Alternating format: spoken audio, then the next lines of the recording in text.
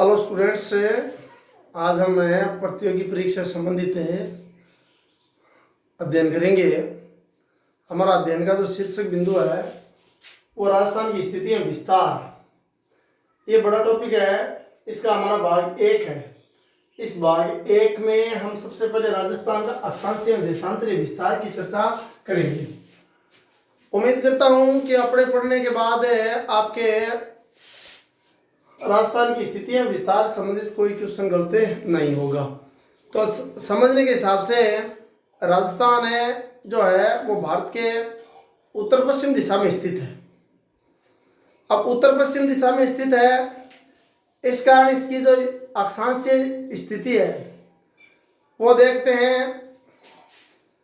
इसके भूमध्य रेखा नीचे से गुजरती है, यानी राजस्थान के नीचे से गुजर रही है।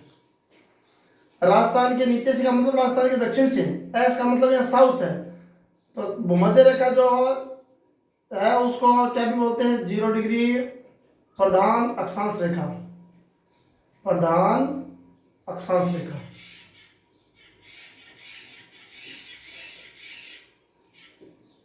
समझने की आवश्यकता है कि इसका नाम है भूमध्य रेखा। जैसा कि नाम है, पृथ्वी के लगभग बीच से गुजरने वाली यह काल्पनिक एक रेखा है। इस भूमध्य रेखा के उत्तर में जितने भी देश या क्षेत्र स्थित हैं वो उत्तरी गोलार्ध में आते हैं। तो साफ साफ जाहिर है कि राजस्थान है वो कौन से गोलार्ध का हुआ, उत्तरी गोलार्ध का। उत्तरी गोलार्ध में हमारा देश या राजस्थान क्यों स्थित है? क्योंकि राजस्थान जो है वो भूमध्य रेखा के ठीक उत्तर में स्थित है, इसलिए ये कौन सी स्थिति में आ गया, उत्तरी गोलार्ध। तो अक्षांश के हिसाब से किस गोलार्ध में आया? अक्षांश के हिसाब से उत्तरी गोलार्ध का हुआ। भारत को भी आप इसी प्रकार लिख सकते हो। अक्षांश के हिसाब से यह किस गोलार्ध में हुआ, उत्तरी गोलार्ध। अब इस बात को भी आप समझ लो कि उत्तरी गोलार्ध भूमध्य रेखा के ऊपर स्थित जितने भी भूभाग हैं वो उत्तरी गोलार्ध में स्थित है। भूमध्य रेखा के जो दक्षिण में स्थित है वो दक्षिण गोलार्ध में स्थित है। अब यहाँ पर देशांतर के हिसाब से बात करें तो राजस्थान है वो पूर्वी गोलार्ध में स्थित है। इसकी भी हम चर्चा करेंगे। पूर्वी गोलार्ध क्या है? आपने ग्लोब देखा है? ग्लोब है वो पृथ्वी का छोटा सा प्रारूप या प्रतिरूप होता है। उस पर कुछ रेखाएं खींची गई हैं। तो पृथ्वी के जो पूर्व से पश्चिम के लिए जो रेखाएं खींची गई हैं उन्हें हम कौन सी रेखा बोलते हैं? अक्षांश रेखा। और जो उत्तर से दक्षिण के लिए खींची गई हैं उनको हम बोलते हैं देशांतर रेखा। जिस प्रकार अक्षांश रेखाओं में सबसे प्रधान जो रेखा है जिसका नाम है 0 डिग्री प्रधान अक्षांश रेखा, जिसे भूमध्य रेखा भी कहते हैं और विषुवत रेखा भी बोलते हैं, उसी प्रकार देशांतर रेखाओं में भी एक प्रधान देशांतर रेखा है, वो भी 0 डिग्री प्रधान देशांतर है, जिसे ग्रीनविच रेखा भी कहते हैं। क्योंकि ये ब्रिटेन के ग्रीनविच शहर से गुजरती है। तो ब्रिटेन के ग्रीनविच शहर से गुजरने के कारण मान लेते हैं ये बोर्ड विश्व का मानचित्र है। और हम एशिया महाद्वीप में हैं तो यहाँ पर कौन सा महाद्वीप होगा? यूरोप महाद्वीप। और यूरोप महाद्वीप के एकदम पश्चिम दिशा में स्थित कौन सा देश है? मान लेते हैं ब्रिटेन देश है। तो जो ब्रिटेन देश है वो हमसे किस दिशा में हुआ? यानी पश्चिम दिशा में। तो ये जो मान लेते हैं ये कौन सी रेखा होगी? ये 0 डिग्री प्रधान देशांत रेखा, जिसका नाम क्या भी है? ग्रीनविच रेखा। कौन सी रेखा होगी? ग्रीनविच। ग्रीनविच इसका नाम क्यों रखा गया? ग्रीनविच शहर के मध्य से गुजरने के कारण। तो इस ग्रीनविच रेखा से हमारा एशिया महाद्वीप यानी हमारा राजस्थान किस दिशा में हुआ? पूर्व दिशा में। तो देशांतर के हिसाब से हम कौन से गोलार्ध में? पूर्वी गोलार्ध में। अक्षांश के हिसाब से हम कौन से गोलार्ध में? उत्तरी गोलार्ध में हुए। यह बात शायद आपको समझ में आई होगी। अब इस बात को आप समझ गए तो आगे हम बढ़ते हैं। राजस्थान की स्थिति अक्षांश एवं देशांतर के अनुसार है वो कैसी है? तो उत्तर पूर्व है, ये तो उत्तर पूर्व दिशा हो गई उत्तरी गोलार्ध में होने के कारण, यानी अक्षांश में उत्तरी गोलार्ध और देशांतर में पूर्वी गोलार्ध में। अब अपनी अगली बात है राजस्थान की स्थिति भारत के अनुसार किस दिशा में स्थित है। तो भारत के हिसाब से हमारी दिशा है वो ये है, यानी उत्तर पूर्व है। तो यह प्रश्न भी आपको सबको दिमाग में रहना है कि राजस्थान भारत की किस दिशा में स्थित है। तो उत्तर आएगा स्थित है, उत्तर क्या आएगा, उत्तर पश्चिम। न तो हम उत्तर में हैं, न हम पश्चिम में हैं, कॉर्नर में हैं। तो हम किस दिशा में स्थित हुए, उत्तर पश्चिम दिशा में स्थित हुए। अब हम सबसे पहले राजस्थान का अक्षांशीय विस्तार देखते हैं। तो देखेंगे महत्वपूर्ण बात यहाँ पर है, राजस्थान का मानचित्र आपके सामने है। तो राजस्थान का जो अक्षांशीय जो विस्तार है वह 23 डिग्री 3 से 30 डिग्री 12 उत्तरी अक्षांश के मध्य स्थित है। तो देखो अक्षांश से विस्तार देख लेते हैं। राजस्थान का पहला प्रश्न बन गया, एक मोस्ट प्रश्न, अक्षांशीय विस्तार बाई मानचित्र से देखेंगे। अक्षांशीय विस्तार 23 डिग्री 3, ये 3 अगला क्या है, 3 मिनट है। 23 डिग्री 3 मिनट से 30 डिग्री 12, 30 डिग्री 12 क्या लिखना पड़ेगा, उत्तरी अक्षांश। अगर हम दक्षिण गोलार्ध में होते तो यहाँ पर उत्तरी का नाम क्या लिखते, उत्तरी का नाम यहाँ पर हम दक्षिणी अक्षांश लिखते। अब देख लेते हैं, सोचने की बात है, राजस्थान के एकदम उत्तरी उत्तर में कौन सा जिला है, श्री गंगानगर जिला। तो श्री गंगानगर जो जिला है उसकी उत्तरी उत्तर में स्थित है, और जो साउथ एंड दक्षिण दक्षिण में जो बांसवाड़ा है वो स्थित है। तो बांसवाड़ा है उसकी यहाँ पर है जो देशांतर जो अक्षांश है वो कितना हो गया, 23 डिग्री 3,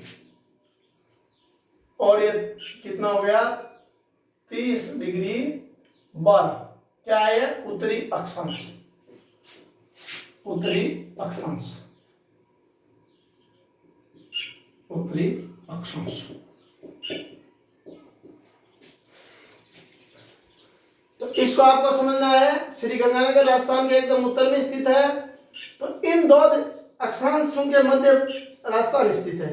23 डिग्री 3 से 30 डिग्री 12 उत्तरी अक्षांशों के मध्य है, वो हमारा राजस्थान है, वो स्थित है। अब राजस्थान जो है हमारा, उसकी स्थिति जो हम देख रहे हैं वो अक्षांशों के हिसाब से तो यह है। अब इसको हम विस्तार से देखें तो दोबारा देखेंगे कि कौन कौन से जो शहर या प्रमुख जो बिंदु है वो यहाँ पर बन रहे हैं। तो सबसे पहले अक्षांश है वो 23 डिग्री जो 3 उत्तरी अक्षांश से 30 डिग्री 12 उत्तरी अक्षांश के मध्य है। तो इसका हम एक छोटा सा चार्ट बना देते हैं।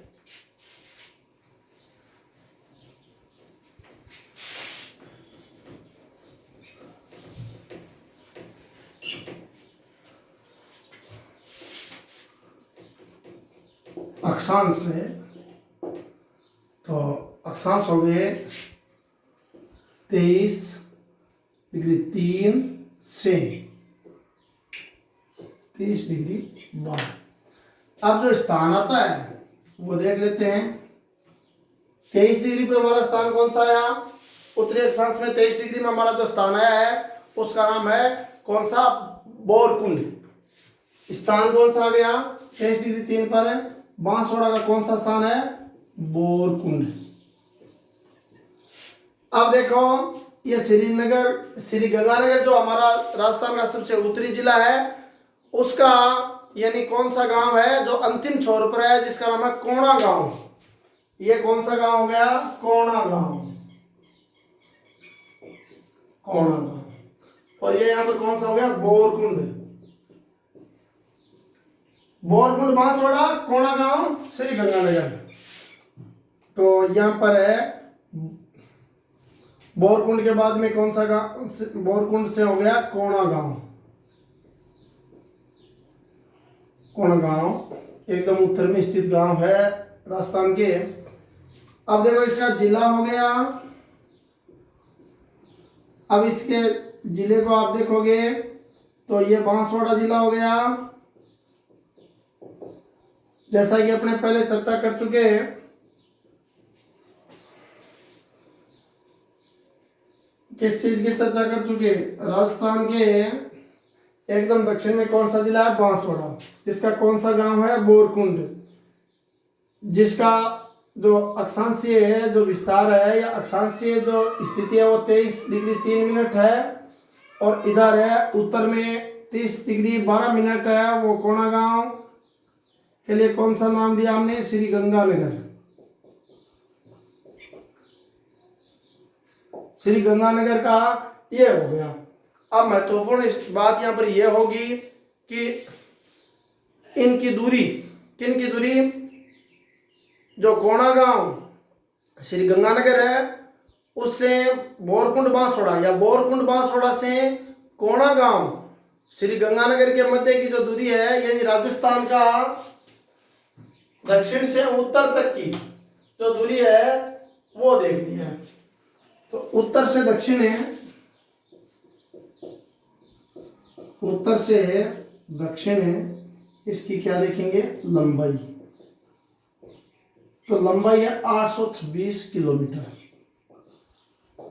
इसको याद करने का थोड़ा सा तरीका आपको बताऊं, कंफ्यूज हो जाते हैं क्योंकि जब चौड़ाई गिरेंगे तो चौड़ाई की जब देशांतरी विस्तार रहेगा तो जिला जैसलमेर से हम धौलपुर की चर्चा करेंगे, उस समय यहाँ पर 869 रहेगा।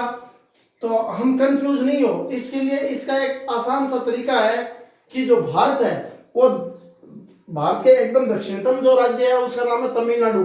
तमिलनाडु से श्री गंगानगर जो जम्मू कश्मीर है उसका जो लंबाई है वो है 3214। और भारत के एकदम पश्चिम का जो जिला गुजरात है, जो पूर्व का जो पश्चिम का जो राज्य गुजरात है उससे जो पूर्व का जो राज्य अरुणाचल है उसकी जो चौड़ाई है वो कितनी है, 3233 किलोमीटर। तो यहाँ पर विपरीत करना है, भारत उत्तर से दक्षिण 3214 है यानी ज्यादा है, चौड़ाई से लंबाई ज्यादा है।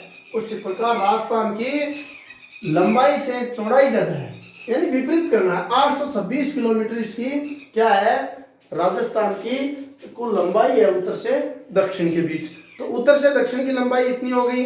अब देखो राजस्थान का जो अक्षांश से जो अंतर है, यानी 7 डिग्री 9 मिनट का अंतर है। दोनों को हम माइनस करेंगे तो दोनों अक्षांशों के मध्य जो अंतर है वो 7 डिग्री 9 मिनट का है। तो ये हमें याद रखना है, ये बड़ा काम का होगा हमारे। ये किस प्रकार काम आएगा, ये हमारे कई जब गणितीय प्रश्न आ जाते हैं ना, जब टाइमली जो प्रश्न आ जाते हैं ना उसमें हमारे ये बहुत काम होता है। तो टाइमली प्रश्नों में यानी 7 डिग्री 9 अक्षांश में राजस्थान का क्या विस्तार है। अब 23.5 डिग्री जो कर्क रेखा है, जो उत्तरी अक्षांश कर्क रेखा है वो राजस्थान में कुशलगढ़ जो बांसवाड़ा उसके पास से गुजरती है। तो ये हमें ध्यान रखना है, थोड़ा मैं बताऊंगा मानचित्र के हिसाब से। 23.5 डिग्री इसको क्या नाम देंगे, उत्तरी अक्षांश रेखा। अक्षांश, ये बार बार प्रश्न आता हमारे, अक्षांश रेखा जिसे किस नाम से जाना जाता है, कर्क रेखा के नाम से, कर्क रेखा के नाम से जाना जाता है भाई। ये जो कर्क रेखा है वह भूमध्य रेखा के ठीक ऊपर से एक रेखा गुजर रही है, मान लेते हैं बांसवाड़ा को टच होती हुई गुजर रही है। ये भूमध्य रेखा के उत्तर में है, इसलिए इसे क्या नाम देंगे हम, 23.5 डिग्री उत्तरी अक्षांश रेखा, उत्तरी अक्षांश। 6ठी क्लास का प्रश्न है। और इसके ठीक नीचे से एक रेखा और गुजरती है। तो 3 प्रधान अक्षांश रेखाएं आई है सदा से आपके, ये भी कितने डिग्री है, 23.5। इसको नाम क्या दे देंगे, दक्षिणी अक्षांश रेखा। तो दक्षिणी अक्षांश, इसका नाम क्या हो जाएगा, मकर रेखा। क्या हो जाएगा, मकर। और ये क्या होगी, कर्क। तो इस बात को आपको समझना है कि भूमध्य रेखा के ठीक ऊपर जो 23.5 डिग्री उत्तरी अक्षांश रेखा है उसे कर्क रेखा कहते हैं। और ये कर्क रेखा राजस्थान के एकदम दक्षिणतम जिले बांसवाड़ा के कुशलगढ़ के समीप से होकर गुजरती है।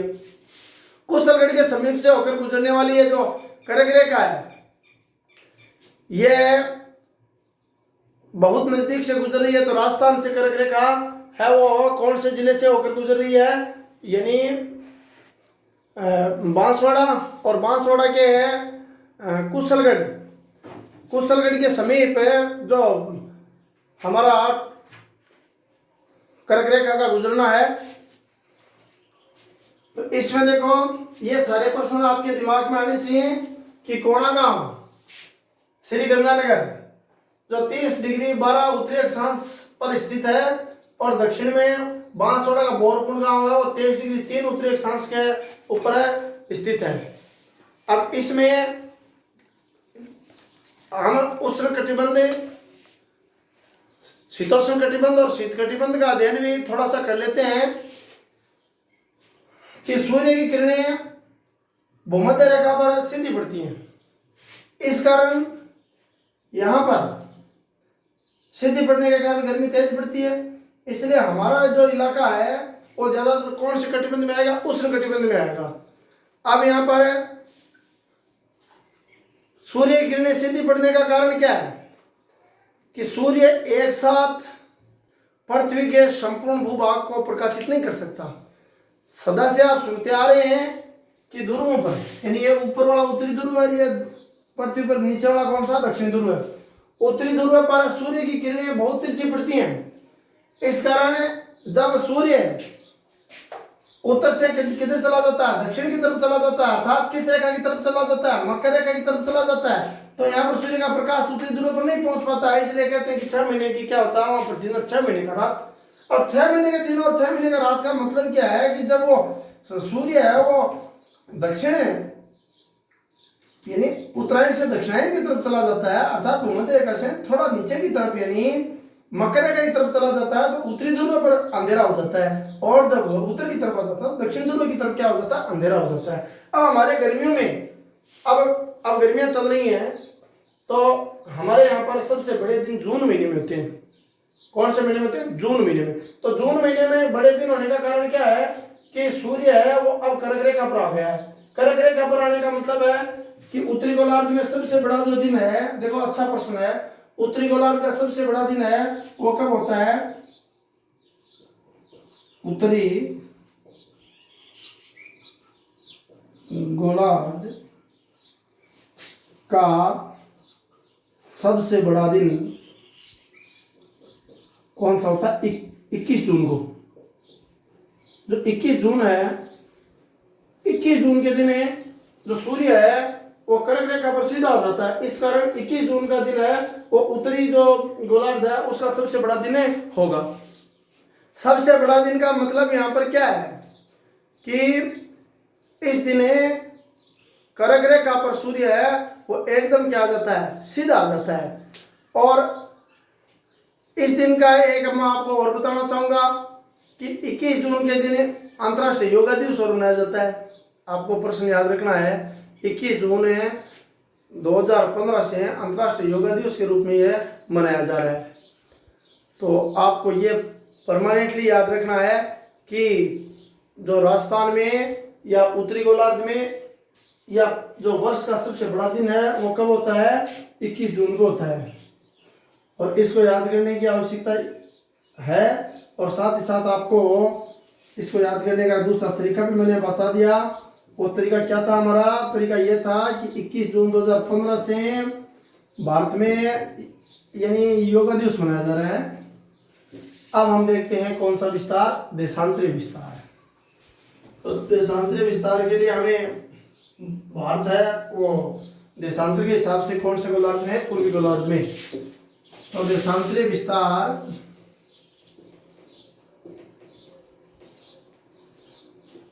देशांतरीय विस्तार को भली भांति समझने के लिए हमें राजस्थान के इन जिलों को समझना होगा। एकदम पश्चिम का जिला कौन सा है? जैसलमेर। और एकदम पूर्व का जिला कौन सा है? धौलपुर।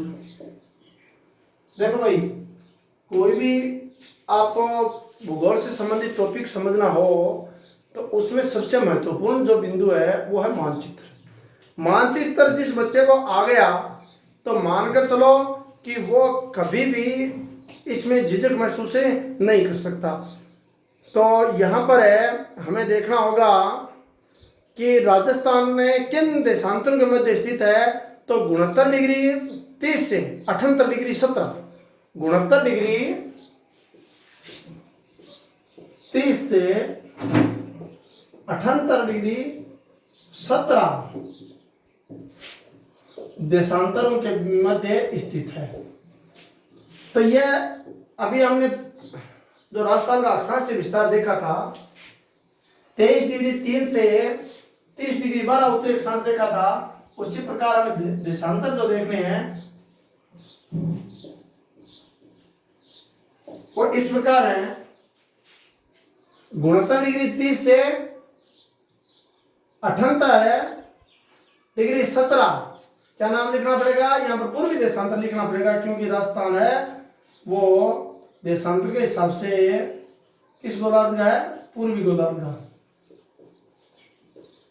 तो इसको हमें समझना होगा कि ये देशांतर किन किन जो अपने जिले हैं उनमें किस प्रकार हैं। तो राजस्थान का एकदम पश्चिम जिला हमने कौन सा देखा? जैसलमेर। तो जैसलमेर में यहाँ पर देखो स्थान देख जाते हैं। स्थान ये हो गया कटरा, जिला हो गया जैसलमेर। ये हो गया 78 डिग्री 17 पर सिलोन, जिला हो गया धौलपुर। कौन सा स्थान हो गया? कटरा। और कटरा के लिए हमने कौन सा देशांतर देखा? 69 डिग्री 30 से यहाँ पर कौन सा गांव है? सिलोन गांव। कौन सा गांव है? सिलोन। कई जगह सिलोना भी लिख रहा है, सिलोन के स्थान पर है सिलान भी लिखा है। और इसका हो गया 78 डिग्री 17। क्या नाम है इसका? पूर्वी देशांतर। ये देखो, पूर्वी और उत्तरी अक्षांश दोनों नाम जो दिए हमने, ये आपको सबसे पहले मैंने समझा दिए थे। तो इनके मध्य स्थित है। अब इसकी देखेंगे दोनों अक्षांशों यानी दोनों स्थानों की, यानी कटरा जैसलमेर से सिलोन गांव धौलपुर की दूरी। कटरा गांव जैसलमेर से सिलोन कौन सा? धौलपुर के मध्य दूरी। ये भी अपनी बात चल चुकी है कि इधर से इधर यानी उत्तर से दक्षिण 826 था, तो अब हो जाएगा कितना? ये ज्यादा हो जाएगा, यानी थोड़ा ज्यादा है। ये 869 क्या है? राजस्थान की चौड़ाई। चौड़ाई है भाई, चौड़ाई में देखनी है तो कितनी आएगी? 869 आएगी। अब इसमें यह महत्वपूर्ण रूप से इनकी जो दूरी है, कहने का मतलब है वो है 8 डिग्री 47। 8 डिग्री कितने हो गए? 8 डिग्री 47। 8 डिग्री 47 इसकी देशांतरों की का अंतर है। इन दोनों देशांतरों के मध्य जो अंतर है वो कितना है? यानी राजस्थान का देशांतरीय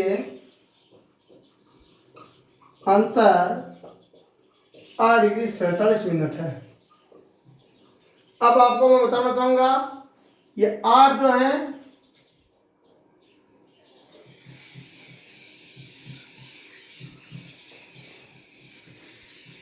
ये प्रति देशांतर कितना होगा?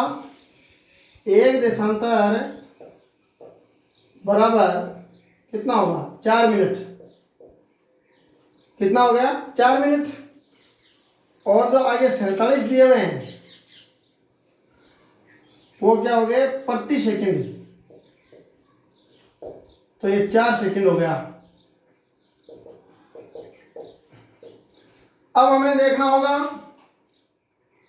कि राजस्थान में सबसे पहले सूर्योदय कहाँ होगा, धौलपुर में। अब धौलपुर में और जैसलमेर में जो समय का अंतर है उसको निकालने का देखो बड़ा आसान सा तरीका होगा। पहले हम क्या करेंगे, 8 को 4 से गुणा करेंगे तो कितनी मिनट आ गई 32 मिनट। और फिर जो 47 जो सेकंड है उन 47 सेकंडों को हम कैसे निकालेंगे, 47 सेकंड है उनको 4 सेकंड से क्या करेंगे गुणा करेंगे। तो देशांतरों में जो रास्ता का विस्तार है, देशांतर रेखाओं को कौन सी रेखा भी कहते हैं भाई, समय या तिथि रेखा, ये भी एक अच्छा प्रश्न है। देशांतर रेखाओं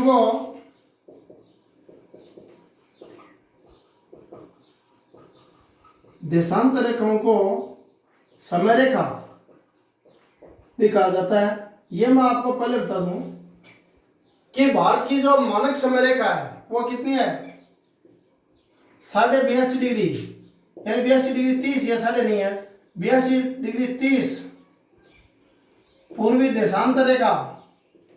अच्छा प्रश्न है सिलेबस के हिसाब से। 82 डिग्री 30 पूर्वी देशांतर रेखा भारत की मानक समय रेखा है। जो उत्तर प्रदेश का कौन सा स्थान है, इलाहाबाद, जिसका वर्तमान नाम है प्रयागराज, इलाहाबाद के समीप से गुजर रही है। यह प्रश्न आप सभी याद करेंगे, सभी के बड़ा काम का है कि जो देशांतर रेखा है इन्हें तिथि रेखा या समय रेखा कहा जाता है। भारत की मानक समय रेखा 82 डिग्री 30 पूर्वी देशांतर रेखा है, जो भारत की मानक समय रेखा है जो उत्तर प्रदेश के इलाहाबाद के समीप से गुजरती है। मैं आपको फिर से बताना चाहूंगा, जो अक्षांश या देशांतर विस्तार का कोई भी गणितीय प्रश्न आपके आता है तो जैसे अक्षांश और देशांतरों के जो देशांतरों का अंतर है, यानी राजस्थान किन देशांतरों के मध्य स्थित है, एक प्रश्न तो ये हो गया। तो आपको बताना है 69 डिग्री 30 से 78 डिग्री 17 पूर्वी देशांतर के मध्य स्थित है। तो एक देशांतर बराबर कितने मिनट बताया आपको, 4 मिनट का समय बताया।